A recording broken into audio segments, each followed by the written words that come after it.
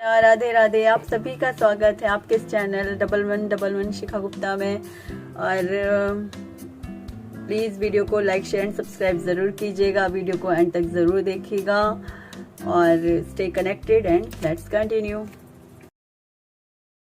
श्लोक नंबर 6, भगवद गीता अध्याय 2, श्लोक नंबर 6। हम यह भी नहीं जानते कि हमारे लिए क्या श्रेष्ठ है, उनको जीतना या उनके द्वारा जीते जाना। यदि हम धृतराष्ट्र के पुत्रों का वध कर देते तो हमें जीवित रहने की आवश्यकता नहीं है, फिर भी वे युद्ध भूमि में हमारे समक्ष खड़े हैं।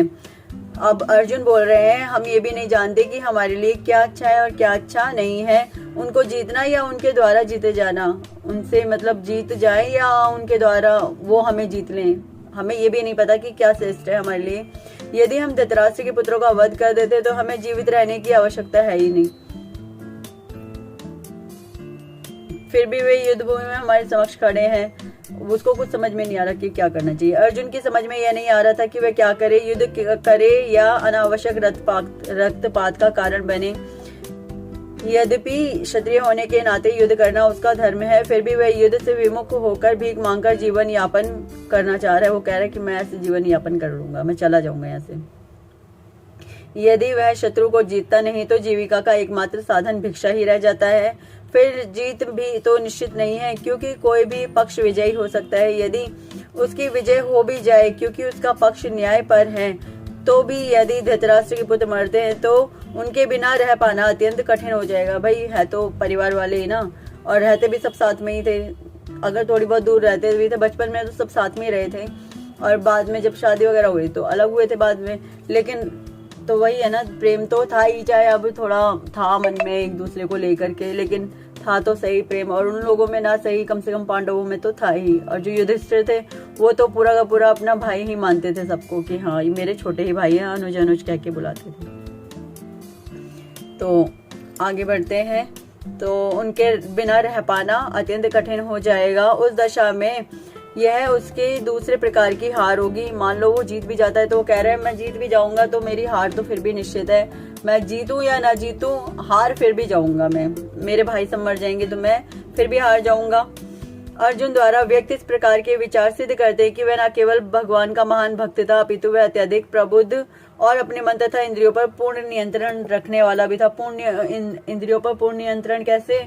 इंद्रियों पर पूर्ण नियंत्रण इस प्रकार से कि वो कह रहे हैं मैं भिक्षा भी मांग करके जीवन यापन कर सकता हूँ, मुझे कोई प्रॉब्लम नहीं होगी, इसलिए मैं चला जाता हूँ यहाँ से।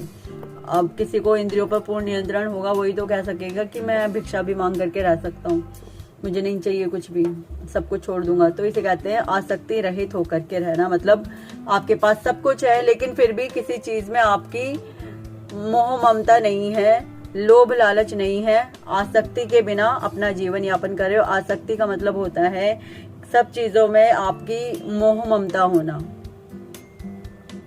ठीक है।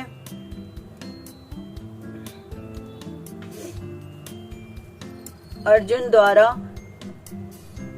इस प्रकार के विचार सिद्ध करते हैं कि वह केवल ना भगवान का भक्त है, अपितु वह अत्यधिक प्रबुद्ध और अपने मन तथा इंद्रियों पर पूर्ण नियंत्रण रखने वाला था। राज परिवार में जन्म लेकर भी भिक्षा द्वारा जीवित रहने की उसकी इच्छा विरक्ति का दूसरा लक्षण है। मैंने वही बताया ना कि वो भिक्षा लेकर के भी रह सकता है। वो कह रहा है मैं भिक्षा लेकर के भी बड़े आराम से रह लूंगा, मुझे कोई दिक्कत नहीं होगी, और ले लेने दो इन लोगों को राजपाट, मैं लोगों को मार नहीं सकता क्योंकि ये मेरे अपने ही हैं। ये सारे गुण तथा अपने आध्यात्मिक गुरु श्री कृष्ण के उपदेशों में उसकी श्रद्धा ये सब मिलकर सूचित करते हैं कि वह सचमुच पुण्यात्मा है। भाई एक पुण्यात्मा ही हो सकता है जो इंसान कहे कि नहीं मैं अपने भाई वगैरह को नहीं मार सकता, अगर इन लोगों को ये सब चाहिए तो रख लेने दो इन्हें, मैं इन लोगों को मार करके अगर मिल भी गया तो मुझे कोई लाभ नहीं है इस चीज़ से, आप रखो, मैं जा रहा हूँ, मैं चाहे वन में रह के पूरा जीवन यापन कर लूंगा लेकिन मैं अपने भाई बंधुओं को नहीं मार सकता। तो एक पुण्य आत्मा ही हो सकता है ऐसा इंसान, वही सोच सकता है इतना। अन्यथा लोग क्या, भाई की संपत्ति तो अपनी संपत्ति, भाई की छोड़ो पूरे घर की हड़पने को तैयार रहते हैं आजकल लोग। ऐसा है या नहीं है बताओ? मैं क्या गलत कह रही हूँ? सच कह रही हूँ ना मैं इस बात को? सोच के बताऊं।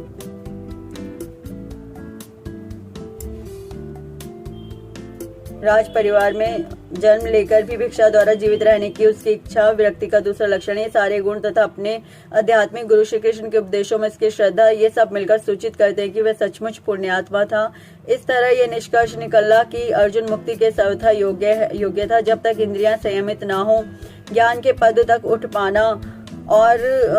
पाना कठिन है और बिना ज्ञान तथा भक्ति के मुक्ति नहीं होती। अर्जुन अपने भौतिक गुणों के अतिरिक्त इन समस्त देवी गुणों में भी दक्ष था। उसके अंदर सारे देवीय गुण थे। क्यों थे सारे गुण? क्योंकि वो एक भगवान का महान भक्त था। कृष्ण भगवान के जो भक्त होते हैं, मैंने उनके गुण पहले भी बताए थे आपको। वो कितने विनम्र होते हैं, कितने दयालु होते हैं। मतलब अगर कोई दुख में है, कोई कष्ट में है और सामने वाला अगर कोई दुख में और कष्ट में है ना, और वो खुद भी है उस दुख में और कष्ट में, तो अपना दुख और कष्ट को तो कहेंगे चलो हम बाद में देखते हैं, अपना पहले उसको देखते हैं यार, उसको क्या दिक्कत हो रही है, पहले हम उसको जाके कुछ ऐसा आराम दे दें जिससे कि वो शांति में पड़ जाए, अपने आप को बाद में संभाल लेंगे। जो कृष्ण भगवान के भक्त होते हैं वो ये करते हैं। बनिए कृष्ण भगवान के भक्त। ऐसा अपना क्या बोलते हैं उसे, सौभाग्य जगाइए कि आप कृष्ण भगवान के भक्त हो सकें। करना क्या है?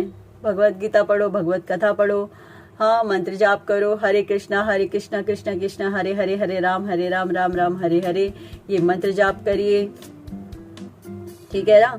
और इसके अलावा थोड़ा ना ज्यादा कुछ करना है, इतना सही तो सब कुछ करना है कि हमें मंत्र जाप करना है और भगवान जी की कथाएं पढ़नी सुननी है। मैं हर टाइम करने को नहीं कह रही हूँ ये सब, बस थोड़ा सा समय निकाल लो। कोई भी देखो, भगवत कथा और गीता ये सब तो आप सुन ही रहे हो, लगाइए। अगर कहीं बाहर भी हो, कान में अपना वो लगाई लीड वगैरह और सुन लिया आराम से, कोई प्रॉब्लम ही नहीं है ना। और मंत्र जाप है, मैं तो 2 ही माला करने को कह रही हूँ। मैं कौन सा ऐसे कह रही हूँ 50 माला करो बैठ के, सिर्फ 2 ही माला तो करने को कह रही हूँ। 2 माला तो कभी भी हंसते खेलते कहीं पे भी कर ली, है ना। और फिर इसके अलावा मन में बोलते रहो, ज्यादा नहीं बोल सकते, कहीं बाहर हो, घूम रहे हो, चलो थोड़ा बहुत बोल लिया, हरे कृष्ण कृष्ण कृष्ण हरे हरे, हरे राम राम राम हरे। मुंह से मत बोलो, मुंह से सामने वाला लगे सामने ऐसे बोल रहा है, मुंह से नहीं, थोड़ा मन मन में बोल लो हल्के हल्के ऐसे, या फिर हल्के हल्के बोलो हरे कृष्ण हरे राम। सामने वाले को नहीं पता चलना चाहिए, वरना लोग कहते हैं पाखंडी बना फिर रहा है, तो ऐसे भी बोल देते हैं, ठीक है ना।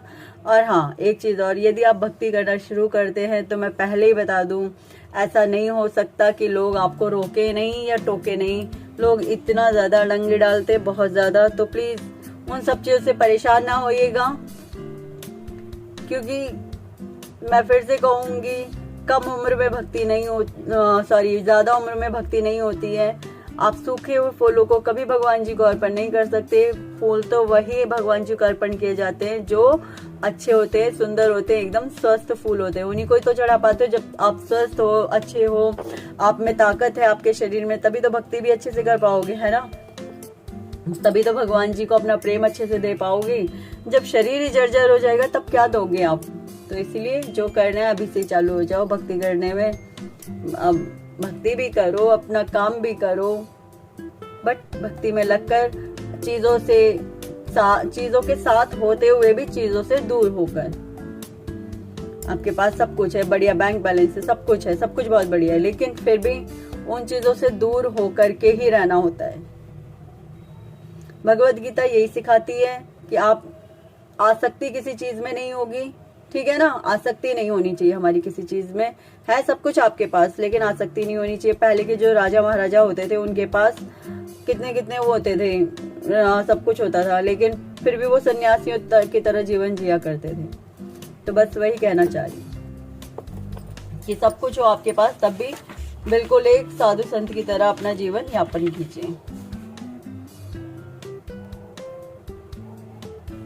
चलिए, अब मैं अपनी कृपण दुर्बलता के कारण अध्याय 2 श्लोक नंबर 7। अब मैं अपनी कृपण दुर्बलता के कारण अपना कर्तव्य भूल गया हूँ और सारा धैर्य खो चुका हूँ। ऐसी अवस्था में मैं आपसे पूछ रहा हूँ कि जो मेरे लिए श्रेष्ठकर हो उसे निश्चित रूप से बताएं। अब मैं आपका शिष्य हूँ और आपका शरणागत हूँ, कृपया मुझे उपदेश दें।